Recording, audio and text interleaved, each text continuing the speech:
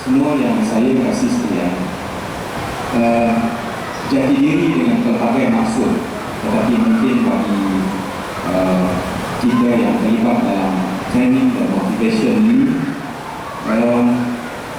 mengambil apa yang Datuk katakan tadi dan kemudian kita kembangkan untuk manfaat kita, untuk kita mudah nampak adalah jati diri adalah identiti kita.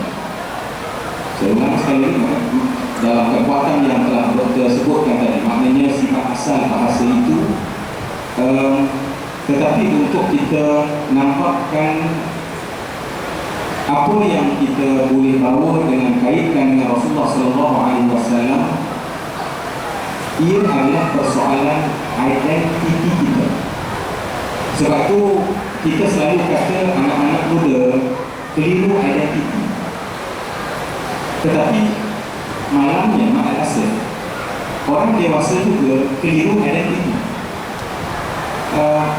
Maknanya bila tadi Datuk sebutkan tentang Rasulullah sebagai contoh suami, kita tengok adakah identiti kita sebagai seorang suami. Kita pula pergi bekerja, Datuk juga telah sebutkan tadi bagaimana sifat amanah, bagaimana identiti kita. Sebab identiti macam kita punya IC, identiti cuma itu kad. Maknanya orang kenal kita melalui identiti, dan identiti itu tidak berubah pada apa keadaan. Dan sebab itulah Masya Allah, Rasulullah tidak ada orang yang boleh kita jadikan contoh dan teladan selain daripada Rasulullah SAW. Sebab baginda datang dalam semua aspek. Maka kan itu Masya Allah, kita setengah daripada kita baik dalam rumah tangga, penyayang dia sebagai seorang suami, penyayang sebagai seorang ayah, tetapi mungkin culas di tempat kerja. Ini bukan identiti Nabi. Ada orang yang mungkin tempat kerjanya serius, teratur, berdisiplin, tetapi bila pulang ke rumah, Masya Allah, dengar bunyi kereta, kucing lari dah, anjing jangan sentuh. Nak ceritanya pegang-pegang, pep-pep. Ini bukan identiti Nabi. Masya Allah, betul sebut dengan begitu, Masya Allah, tersentak saya yang menceritakan bahawa bagaimana identiti Nabi sebagai seorang suami, Masya Allah, menjahit bajunya sendiri. Dan dalam setengah riwayat cerita, Nabi jahit kat antara pintu rumah baginda dan masjid, sehingga dilihat oleh para sahabat. Maknanya nak bagi tahu pada para sahabat, inilah identiti suami yang sebenar. Dan mungkin ada masalah sebab kita masih ingat, kalaulah kita masih ingat kad kahwin kita, setengah orang masih simpan lagi, Masya Allah. Kad jabatan kahwin kita dulu lah, ya. Nama kita ada nama love sikit, zaman-zaman dulu lagi lah, ya. Dia pakai apa tu?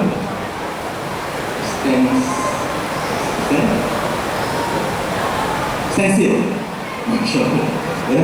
Dia tulis apa dia? Jemputan Raja Sehari, muncul dalam Raja Sehari. Ni Raja sepanjang hayat. Sebab itu Masya Allah, adakah Nabi SAW identitinya sebagai seorang suami adalah begitu? Ini persoalannya. Dan sebab itulah pergilah ke mana-mana sekalipun dalam persahabat, Masya Allah, Nabi SAW kalau dengan sahabat antara benda yang biasa, Nabi saling, Nabi biasa menyuapkan makanan ke mulut para sahabat. Ini identiti. Boleh berlaku agak ni tuan-tuan. Lepas ni saya nak YB suap saya, Masya Allah. Itu identiti Rasulullah SAW sebagai seorang sahabat. Bahkan ada hadis yang menyatakan bahawa kalau kamu sayang kepada sahabatmu, kamu tersebut, aku sayang pada kamu. Itu identiti. Dan perkara ini payah nak berlaku di zaman ini. Kenapa? Tadi doktor telah sebutkan sebagai masalah adalah masalah akhir zaman. Jadi sebab itu semua yang saya hormati, mungkin ada persoalan juga di kalangan kita. Kenapakah di antara banyak daripada Nabi itu, tetapi pada malam ini kita fokus hanya pada akhlak, sedangkan Nabi itu akidahnya mantap, amal ibadahnya Masya Allah, melakukan solat malam Masya Allah, hatta karima qadamahu al-faqa, sampai ungkap betis dan tubuh Nabi apabila Nabi mengerjakan solat malam. Tetapi kita tengok yang kita Kenapa kita tidak membincangkan tentang akidah Nabi? Kenapa kita tidak membincangkan tentang amal ibadat Nabi? Tetapi semua orang memperkatakan sebagai akhlak Nabi. Ini juga mungkin persoalan. Dan sebab itulah semua yang saya kasih sekalian, rupanya memang benar ya, teori yang disebut sebagai teori iceberg. Teori iceberg, bila kita nak lihat satu identiti, sama ada di rumah, kemudian dia keluar, dia bersahabat, dia bekerja, dia memandu, yang tidak boleh berpisah. Sebenarnya kelakuan manusia yang boleh orang kesan pada apa yang orang lihat hanya 10%. Macam iceberg. Saya minta orang yang mungkin berminat Titanic tidak rasa tersinggung mendengar kalimah iceberg, sebab setengah orang Masya Allah dia boleh sebut iceberg. Iceberg apa Ustaz? Oh, ABC bongkar ais, 10% kat surface. Saya mesti 10% yang di atas itu saja yang orang nampak. Kita 10%, isteri nampak kita 10%, anak kita nampak 10%, rakan kerja kita nampak 10%, dan itulah identiti yang orang nampak. Dan kalau kita nak baiki diri, jangan baiki 10%, sebab 10% hanya 10%. Yang kalau kita nak baiki, kita nak baiki yang 90%. Dan 90% inilah merupakan dalaman dan identiti sebenar seorang manusia. Kerana itulah semua yang saya hormati. Apabila Allah Subhanahu wa taala menyebutkan a'udzubillahi minasyaitonir rajim, alam tara kaifa daraballahu matalan kalimatan thayyibatan kasyajaratin thayyibah asluha thabitun wa farquha fis sama' tu'ti ukulaha kulla hin bi'idni rabbiha wa yadribu Allahu al-amthala lin-nasi la'allahum yatadhakkarun. Allah Subhanahu wa taala menyebut dalam surah Ibrahim ayat 24-25 perumpamaan pohon yang baik. Sebab kadang-kadang kita cerita ni tersangat bersifat subjektif, kita objektifkan dia. Kalimah yang baik seperti pohon yang baik, ringkas saja mungkin. Pohon yang baik mesti ada akar. Pohon yang baik batang dahannya ternadah gagah ke angkasa. Pohon yang baik mengeluarkan hasil sepanjang masa. Baik, semua yang saya kasih sekalian, kalau kita lihat apa yang dibahaskan oleh para mufassir, kita akan mendapati bahawa kebanyakan mereka memahamkan apa yang Allah fahamkan kepada kita dengan akar itu adalah soal akidah. Batang itu soal syariah atau ibadah, dan buah yang keluar sepanjang masa dengan izin Tuhannya adalah persoalan akhlak. Mungkin dinyatakan dengan sebagai bahasanya adalah lazzatu ta'a wa halwatul khidmah dan segala macam, tetapi semuanya adalah merujuk kepada akhlak. Kenapa semua yang saya katakan, kenapa penganjur kita cerita tentang akhlak, nak ringkasnya adalah kerana akhlak adalah merupakan puncak daripada maksud ibadat dan akidah. Sebab itu Allah tak puji Nabi tentang akidah dalam Al-Quran. Allah tak puji pada Rasulullah tentang ibadat, tetapi yang Allah puji, laqad kana lakum fi Rasulillah, ayat apa yang tentang akhlak? Surah Al-Ahzab. Uswatun hasanah. Benar? Uswatun hasanah. Ini yang akhlak. Allah puji Rasulullah tentang akhlak.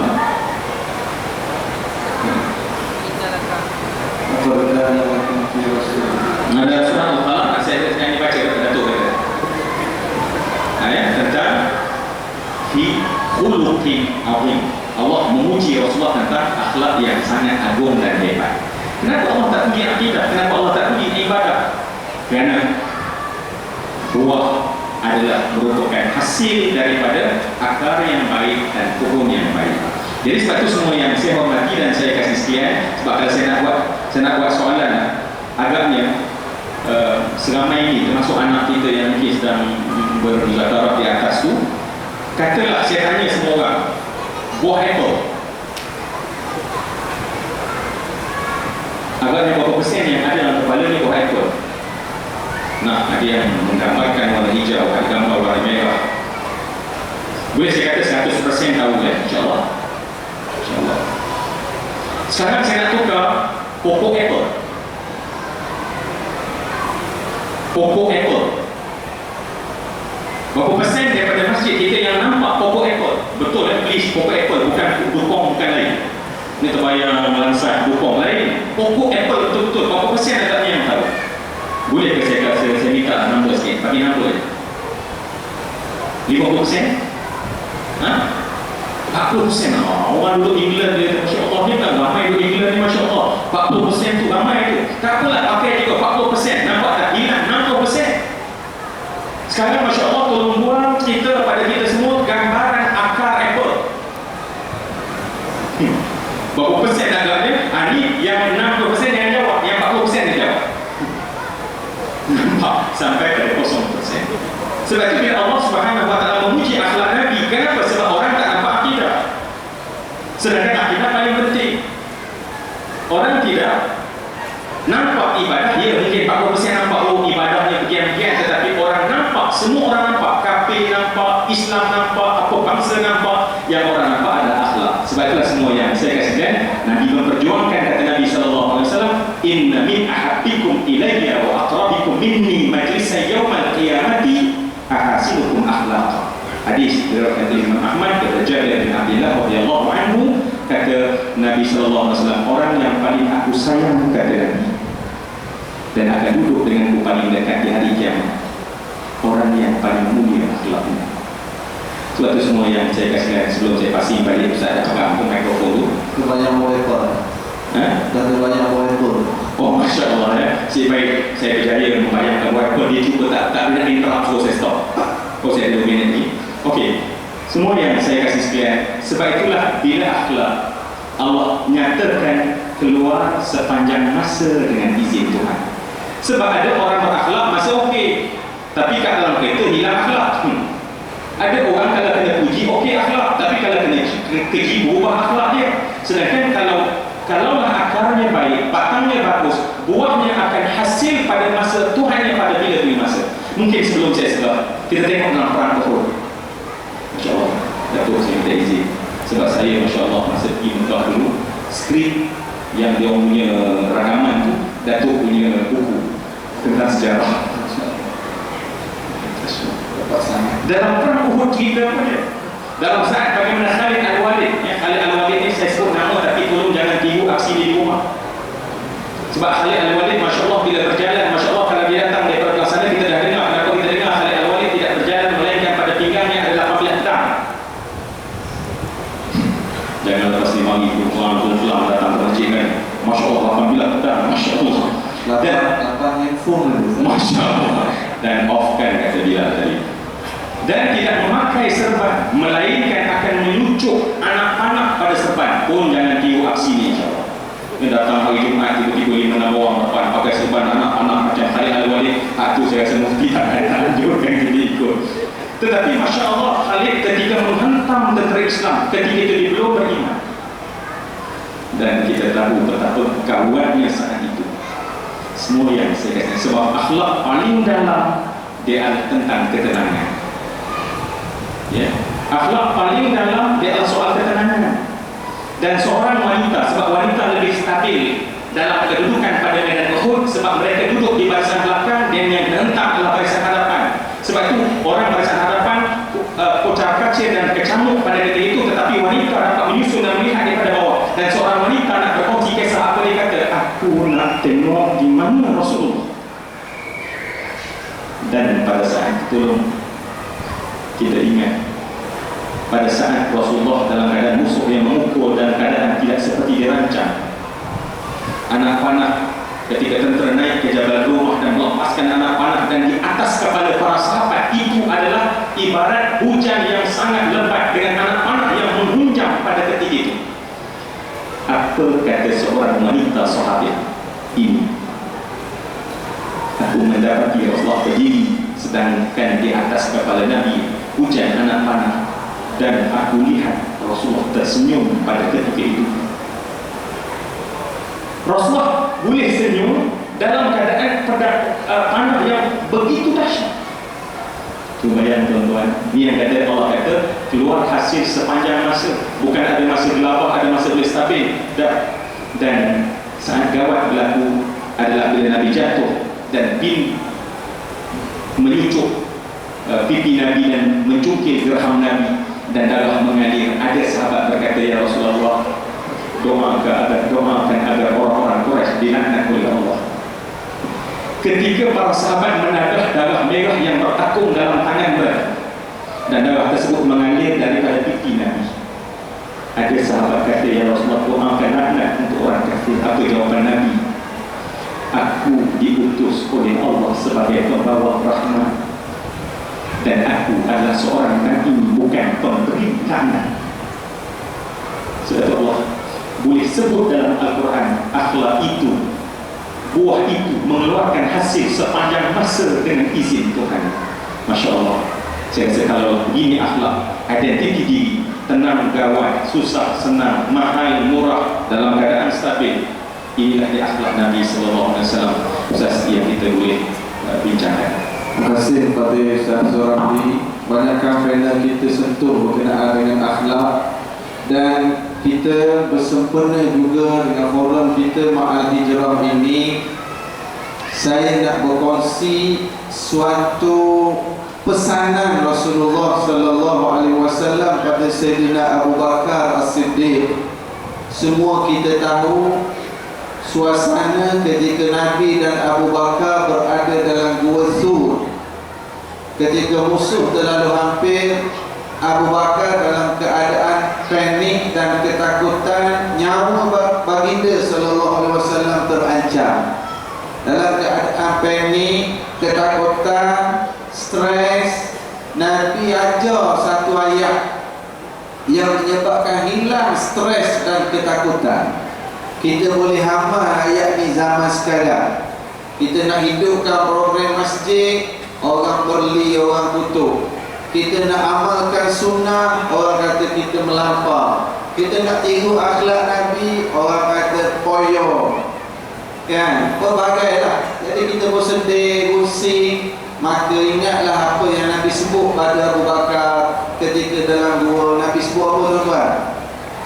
La tahzan, innallaha ma'ana. Boleh tak kita baca sekali ramai-ramai? La, saya baca dulu, sila ikut. La tahzan. Macam belum makan malam ni. Dah makan belum? Belum. Buat macam dah makan sekali lagi. Sebab kita tak nak sedih sangat ni. Kita nak Islam. La tahzan, innallaha ma'ana. Apa maksud ayat ni? La tahzan, don't be sad, jangan sedih. Innallaha, sesungguhnya Allah bersama kita. Ma'ana, dengan syarat kita ikhlas, kita bersungguh nak ikut Nabi sallallahu alaihi wasallam. Sekali lagi akhir, la tahzan, innallaha ma'ana. Para isteri, mungkin suami balik tengok suami macam rusing, mungkin dalam cari rezeki ada orang khianat, gak jabat ada orang fitnah, ada orang apalah, suami balik nampak macam sedih. Boleh tak para isteri beri nasihat pada suami? Wahai abangku, la tahzan. Boleh? Dia kata nak apa pula, suami tak datang apa malam ni. Tak boleh sebut ayat Quran pun sebutlah bahasa Melayu, jangan sedih sangat bang, Allah bersama kita. Boleh? La tahzan, innallaha ma'ana. Lepas tu bulan depan suami pula balik bawa isteri muda, dia pula cakap kat isteri, la tahzan, innallaha ma'ana. Tuan-tuan, malam ni forum kita adalah anjuran pihak masjid dan juga pihak sekolah Satu Gombak. Jadi kita akan buat sedikit pelancaran untuk sama-sama kita di sini membuat saham akhirat. Selalu orang ambil insurans kemalangan, insurans cacat, kekal, insurans kalau mati apa isteri dan anak-anak dapat. Malam ni insurans untuk dalam kubur kita. Tuan-tuan bersedia? InsyaAllah kita akan buat sedikit kutipan derma untuk tabung pembangunan masjid dan juga pembangunan dan juga aktiviti sekolah Gombak 1. Jadi cuma nak maklum, pihak masjid ngajur beritahu pada saya, para petugas yang bawa beg ni, mana petugas? Ada petugas? Ada petugas? Petugas 2 orang aja. Ada lagi? Yang mana bagi banyak ni tak muat sebelah kecilnya. Okey, jadi boleh bergerak, boleh bergerak dan juga pakai netek ni. Yang kat belakang pun boleh. Boleh bergerak, dia katalah insya-Allah. 3 orang ni. Mana lagi? Oh, dia putih kat atas untuk adik-adik sumbang. Adik-adik kena bagi dulu. Yang kat bawah ni mana lagi? Belakang muslimat. Ya, muslimat boleh jalan. Yang lagi? Kalau lagi pakai beg ninja. Boleh jalan. Sambil jalan. Dia kata tu insya-Allah ini peluang dan siapa yang tak bawa duit lagi tak ada masalah. Tabung masjid sentiasa terbuka. Ini pelaburan akhirat kita. Bagaimana padri-padri Kristian mereka boleh bergerak, gerakan-gerakan missionary boleh bergerak kerana mereka Kristian Yahudi mereka menyumbang. Kan? Maka kita orang Islam kita lebih yakin lagi lah. Jadi sementara juga kita pun masa pendek, saya akan terus pergi kepada soalan-soalan yang ditanya oleh kedua soalan. Jadi itu yang pertamanya. Soalan ditujukan kepada sahib Samahah Fadil Dr. Zulkifli berkenaan dengan bagaimana yang sahib Samahah sebut di awal tadi, semangat untuk mengingati Rasulullah SAW semakin banyak dan program-program dibuat seperti qasidah-qasidah dan juga majlis selawat ya hanana. Jadi bagaimanakah kita melihat kerana ada sebahagian yang dilihat semacam melampau terhadap kecintaan dan mentakdiskan Rasulullah SAW dan mewujud budaya ta'assub kerana tidak mahu hadir ke majlis lain selain daripada yang ada qasidah dan yang lain. Mungkin saya bersama boleh bagi sedikit nasihat kepada kita semua. Silakan. Bismillahirrahmanirrahim. Wassalatu wassalamu ala Rasulillah. Kenaan dengan isu ya hanana ataupun qasidah ni, pertama sekali saya minta maaf lah, saya tak sempat lagi nak buat kajian secara sebenar. Jadi mungkin sahabat-sahabat kita boleh tambah. Tapi asal puji pada Nabi Madah ini tak salah. Yang salahnya ialah apabila ada unsur pujian tersebut menyebabkan kita meninggikan martabat Nabi macam Tuhan. Sebagaimana Nabi bersabda, la tutruni kama ataratin nasara Isa bin Maryam. Jangan kamu mengagungkan aku melampau sebagaimana Kristian mengagungkan Isa sehingga jadikan Tuhan. Yang itu tak boleh. Cinta kat Nabi, sayang kat Nabi boleh. Yang kedua, kita baru-baru ini dalam muzakarah fatwa kebangsaan bersetuju baru minggu lepas tak sampai lagi. Antara lain kita mengambil pendekatan bahawa kalau boleh bak nasyid ke bak yang ini ke, terutamanya apabila adanya duf ni maknanya gendang apa, elakkan daripada dalam masjid. Memang ada hujah banyak. Ada hadis Nabi SAW menyatakan a'limul nikah di masjid wadribu 'alaiha bitufuf. Tapi riwayat yang lain ditafsirkan ataupun syarahan oleh sahabat, oleh ulama, dia kata apa? Ai fi kharijil masjid. Maknanya luar masjid. Tujuannya apa lain? Antara lain supaya tak ganggu misalnya. Iaitu penting untuk kita fahami. Sebab itu di pekarangan dengan maknanya. Sebab Islam ni asasnya mura'ah orang. Kita masuk masjid, kita baca Quran kuat.